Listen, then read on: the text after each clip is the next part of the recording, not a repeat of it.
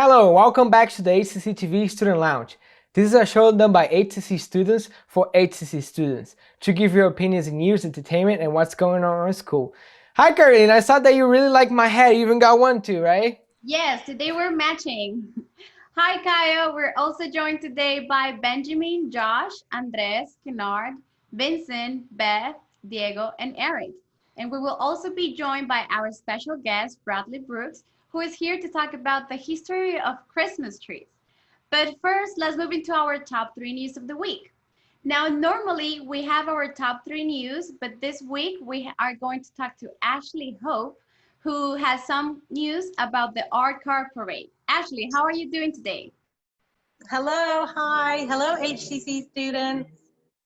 I'm on site right now with the art car. That's Elizabeth Diaz, an HCC staff member who's continuing painting during this interview. Now, Ashley, tell us a little bit about the art car parade. What's going on right now? So we think it's going to happen because it's an outside event, so it's a relatively safe, event for COVID, and people can keep their 6 feet distance easily. So HCC has decided to continue full force with finishing the art car. It's coming along. It will be finished. All the outside painting will be finished by the end of this semester, and then we're going to mount the spinning tree and then do all the sculpture inserts. So really what we want to make sure that the students know is that this is happening, and it's not, we really want you guys to come to the parade, not because we want you to support us, but we want you to know that this ambulance, it's a huge ambulance that has been worked on for many semesters, is a gift to you guys. This ambulance is about you. So when it's rolling down the street, we want all HCC alumni, staff, faculty, and students to yell, "I am HCC, that's my art entry. This belongs to you guys." It's been completely designed and made by students. And so we really want you guys to get out there. It's a relatively safe event. It's outside and you can stay with your little pod, but this is your ambulance. Come shout at us when it rolls by. It's for you. That's so exciting. Now, can you provide us some details when, where, and I don't know. It's always mid-April. I think that what's happening right now is the art car team, like the people from art car, are figuring out how to make sure that it's as safe as possible, but that they are going to do it. And so they're not sure what date, whether it's going to be the second or the third weekend in April. And it's their event, right? So HCC is not hosting it. And I think they're trying to figure out what it will look like seating wise, whether they have to organize the grass for people to sit in different places.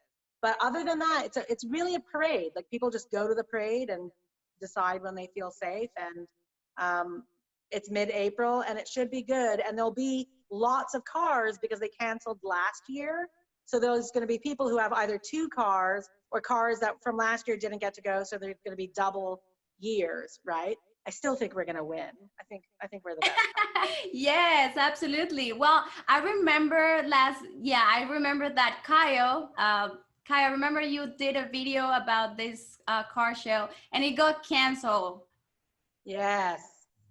Yeah, I did the video update, and was a little bit sad, but it was needed to take this measure for safety of everybody. But I'm so excited because I pretty much got most of the process. I got the chance to go record when you guys was like just scraps and moving stuff around. So I'm really excited to see how it's gonna turn out, the final product. Yeah, I mean, Kaio, you should come visit because it's relatively finished, the outside, all the flowers, and it really, now you're like, oh, I can totally see what it looks like. It's great. It'll be great. That's awesome. So once we get closer to the actual parade, we want to bring you again to the show so you can talk more in details. What's what you guys are expecting, and probably even show the videos of how the car turned out. Yeah. All right.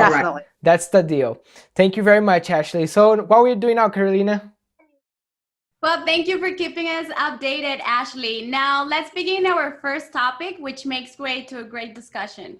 What kind of Christmas trees do you like and why? Me personally, I told you last time that I don't usually get real trees. I get plastic trees because I like to reuse them, and I think it's better for the planet, for everything. I think we agreed on that, right, Kyle? Yes, I think for the environment, it's better to, to use plastic trees because the other tree, usually you gotta cut it out, it dies, and you throw it away. I know that some places they do reforestation, so at least it's not like they're just getting trees for random places and then like selling them. At least they worry about, the environment itself. So, but it goes to people, and it's funny because actually the guest is gonna talk about that, and he brought a really, really good point, which is it's not about just the real tree, but it's the experience of going with your family to buy the real tree. And I never thought about this way. So yeah, so I'm really excited to talk to him. We're gonna talk to him a little bit. Let's just keep moving on with the discussion. So who is next? I like real and I like the fake trees, but I'm gonna have to go with the fake trees because you can take it down and just reuse it every year if you want. But I love to change the decorations on it. I feel the thing that makes it most fun the most is like you and your family like decorating the tree itself, and each of you putting a simple thing of your decoration and makes it your own on that together. So it's like all you guys treating you guys feel some type of way. You get that bond and joy of building and creating a tree with decorations together. I like that too. And I usually have an artificial tree. I wanted to share my favorite Christmas song while we're at it, and that is Have Yourself a Merry Little Christmas. It's a nice one because it kind of, even though it's a sad song, it's about, happy times around the corner. And with COVID this year, it's been kind of sad, and it might be sad for a lot of people, but there's always happy times around the corner. Yeah, I like real trees, and this just recently happened from last year's Christmas. My family has always gotten like the fake Christmas tree, the same one you owned for like the past 5 years. But last year I actually moved out. I got my own place, and now I get to decide what type of Christmas tree to use.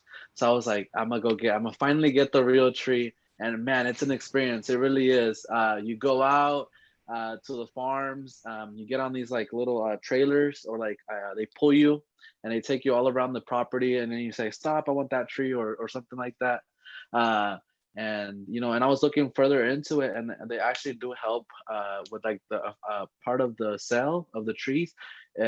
From at least from the tree farm that I went to, they donate it for like reforestation. So themselves, they plant 3 extra trees when you buy one, but also some of the proceeds actually go to like reforestation program. So which, I mean, doesn't make me feel too bad about cutting down a tree, but it is the experience. So I do prefer real trees now from the past.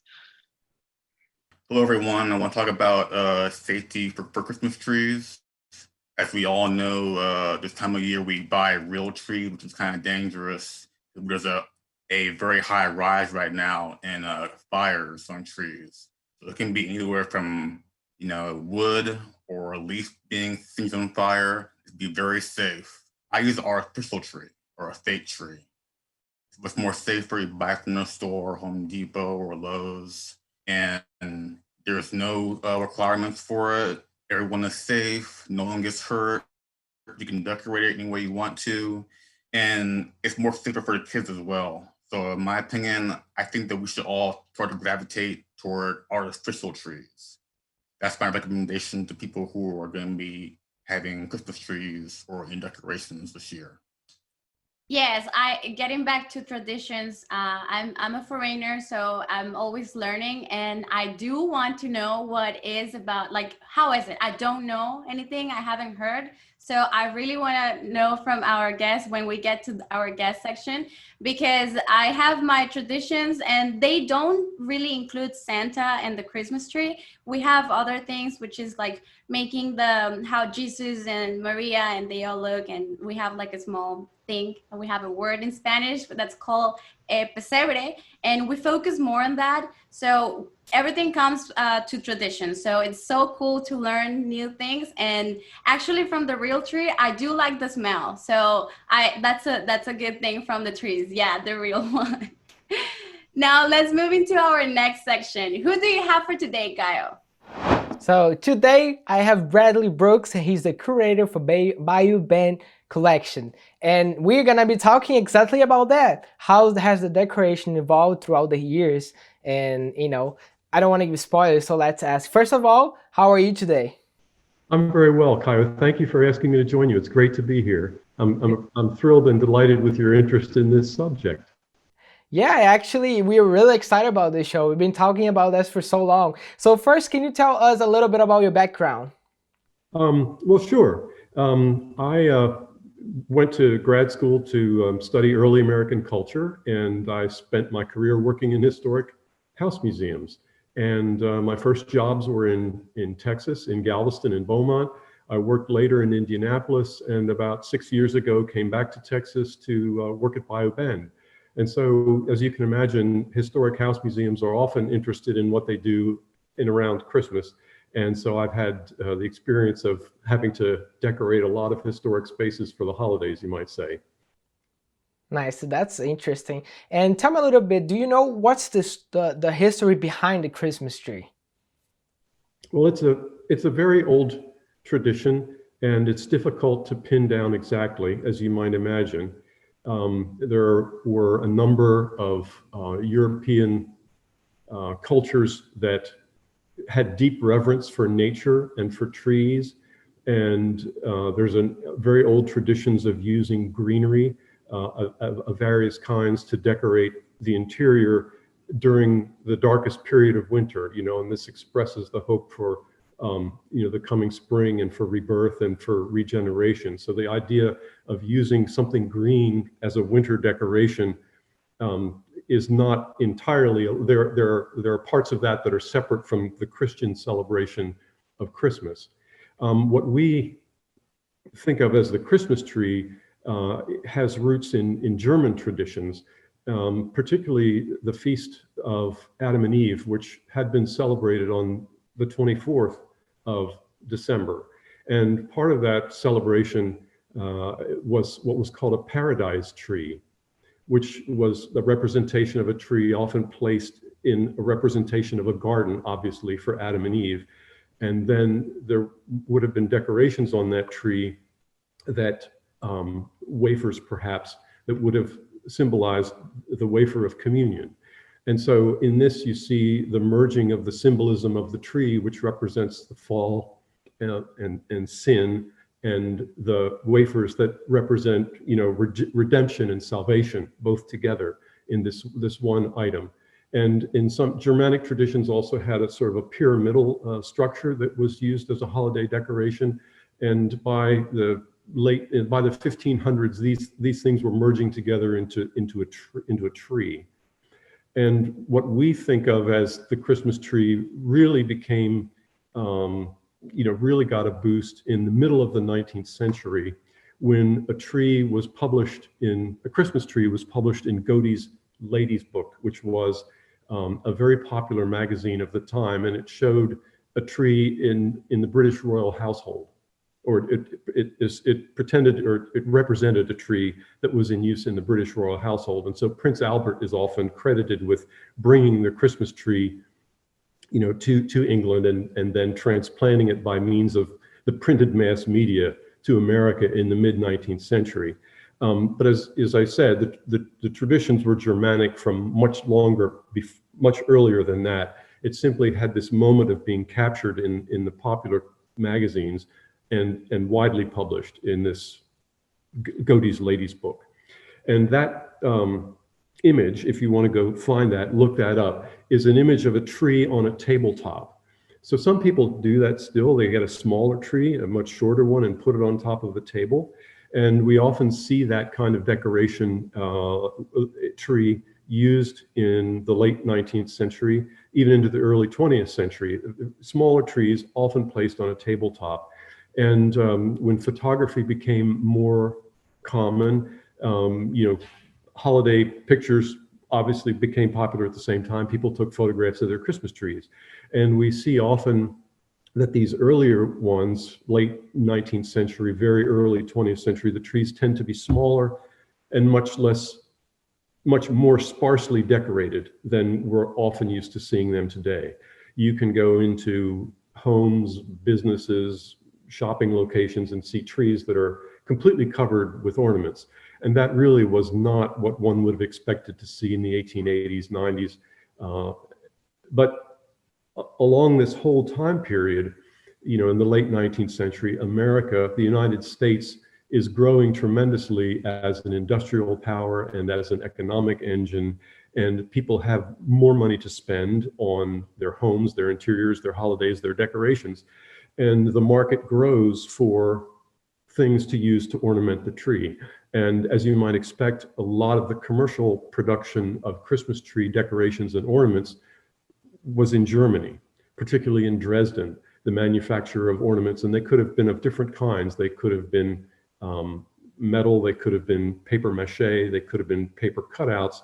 And so you have, you know, these various traditions, you know, existing at the same time. Trees being decorated with edible things that would have been made in the household, whether they're little paper cups holding nuts or sweets, cookies, but also this commercial decoration of glass ornaments, of paper mache ornaments.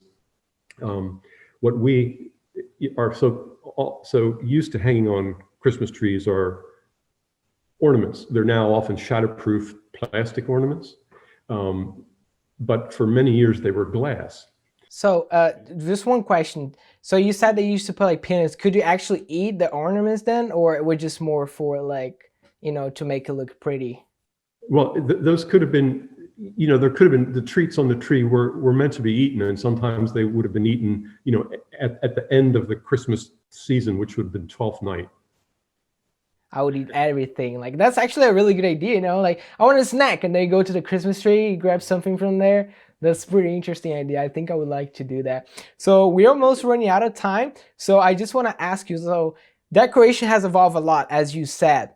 Yes. Especially because of the new technology. You see today the houses, they have like crazy projections and crazy lights, you know, looks like it's a rave instead of a house. So what like, in your point of view, what has changed so much? Well, I think it's, as you said, it's this willingness of the marketplace to embrace these new technologies and to use them for different things. You know, light strings are now LED light strings, and they're programmable. They have different scenes. They can do different things.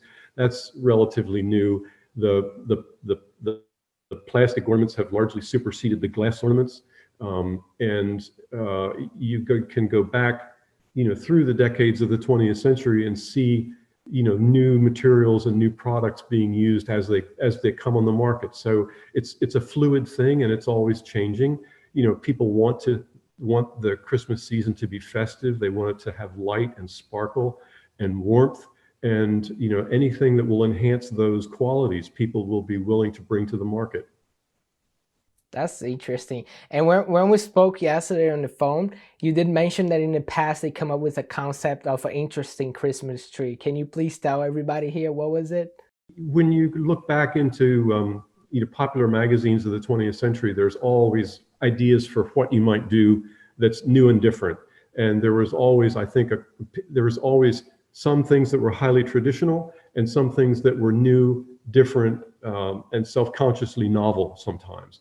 And one sees occasionally this idea of hanging the Christmas tree from the ceiling upside down.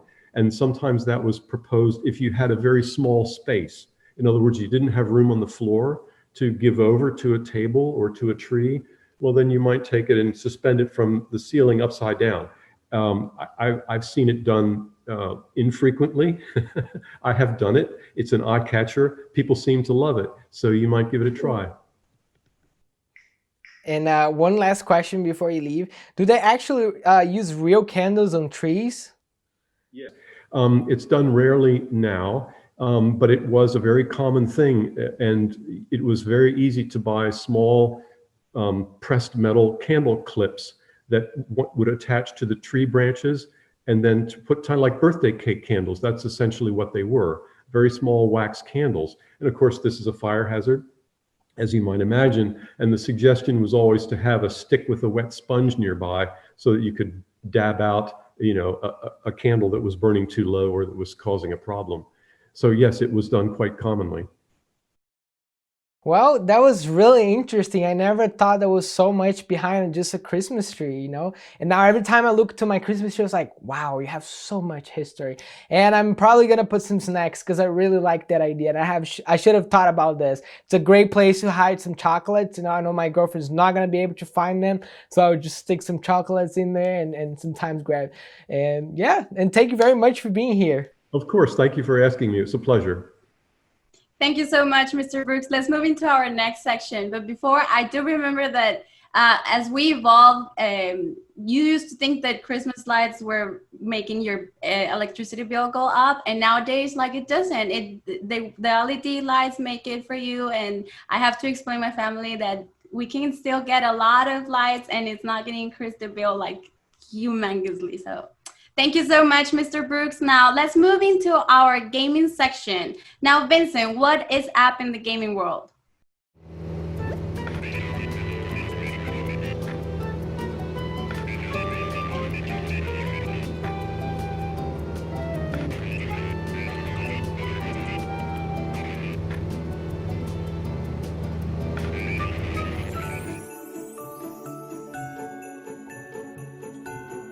Decorating Christmas trees are fun and all, but try decorating a whole island to be Christmas themed. Here, let me give you a tour, and I'll show you all my Christmas trees.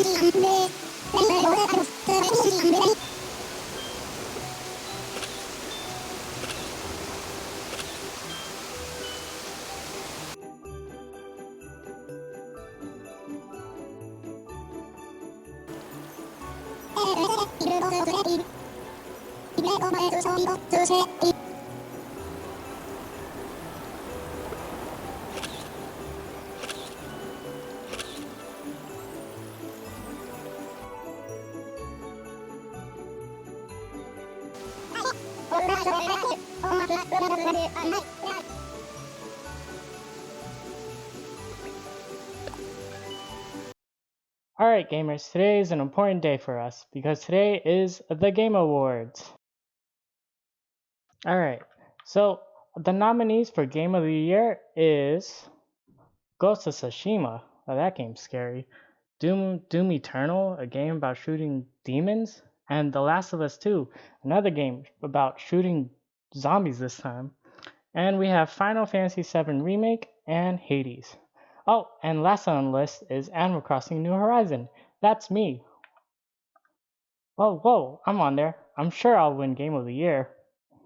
Alright, for our second news, we have Cyberpunk 2077 coming out. Oh, Cyberpunk 27. I gotta run to GameStop and get me a copy before it sells out. Alright, bye guys. Thank you so much, Vincent. That's so funny. Now, my favorite part, I have to say, I love Christmas movies and shows and everything. I really love these holidays. I don't know why. It's just, I love it. So what is up, Kyle? What shows are out that you want to talk to us about? So I actually would like to share about a student project that I worked on, and it happens during Christmas time, and it's really good. It's not just because I shot, but it does, like, all my professors really like. My friend sent to some competitions. We got really good compliments, and the story is pretty much about the students going through some hard moment in their lives when they got to figure out what they're gonna do for a living, and when you got to make choices. And again, all that happened during Christmas time. So it's a really cute movie. It's around like 20 minutes. It's on YouTube. You can check on this link right here, and yeah, go check it out and support me. But a movie I want to suggest, well, it's a classic. It's one of my favorites that I love to watch around Christmas time. Is The Grinch by Dr. Seuss.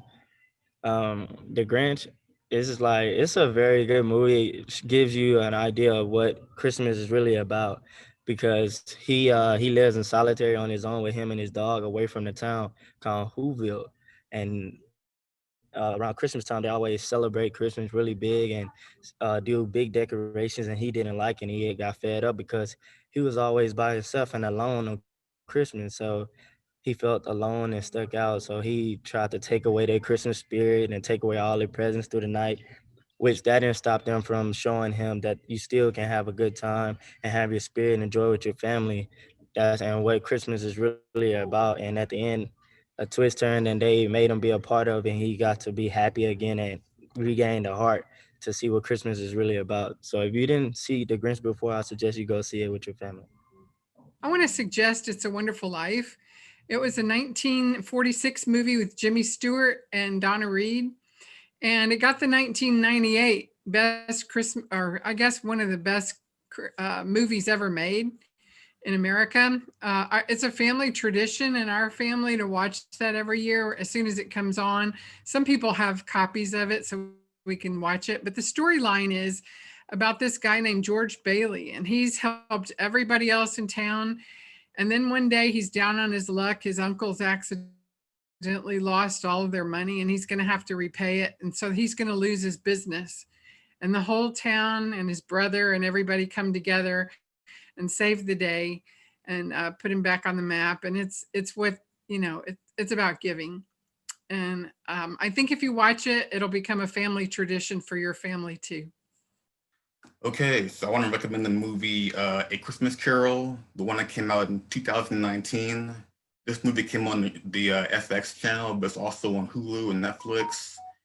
It's kind of it's R-rated because it's a much more darker take on the Christmas Carol story. All the ghosts of Christmas are much more kind of frightening, but they get their point across to Ebenezer Scrooge about being a better person. He goes much deeper into his backstory about why he is the way he is. It's about an hour and 45 minutes, but I would recommend to anyone who is a fan of Christmas and supernatural type things. And I would like to recommend the movie Happiest Season. It's about a family coming together. The dad is a politician, a local politician, and so his family has to be perfect all the time. And this causes actually the family to not, be themselves. So like the wife and all three daughters can't really be themselves. And the movie's about them just kind of accepting who they are and kind of coming out and just living their real life. And I think it's a very good message, for the Christmas season. I'd highly recommend it. In America, we always think of Christmas around this time of year, but I wanted to shed some light on some of the other holidays, and no show does that better than Rugrats. Rugrats, the main family in the Pickles, they are of Jewish descent, and a Rugrats Hanukkah was the first Hanukkah special for a children's television series ever. In that episode, it tells the story of Hanukkah through the eyes of the children. Meanwhile, Grandpa Boris and his arch rival Shlomo are fighting over who gets to play the lead in the synagogue's Hanukkah play. And another one is a Rugrats Kwanzaa, which features Susie and her aunt coming to celebrate the holiday with her family and preparing for Karamu. And that episode received critical acclaim, especially from African-American families, because it was rooted in the 7 principles of Kwanzaa. So I just wanted to shed some light on how there are other holidays out there, and it's nice to see a show acknowledge them. Thank you very much, Josh. As always, guys, thank you so much for watching, and stick to the end because we have the funny meme or the video of the week. Merry Christmas, and I see you next week. Well said, Kayo, and please share this video with your friends and family as we try to grow our audience. And don't forget to send us your opinion or topics that you would like to discuss. We'll see you next time on the Student Lounge.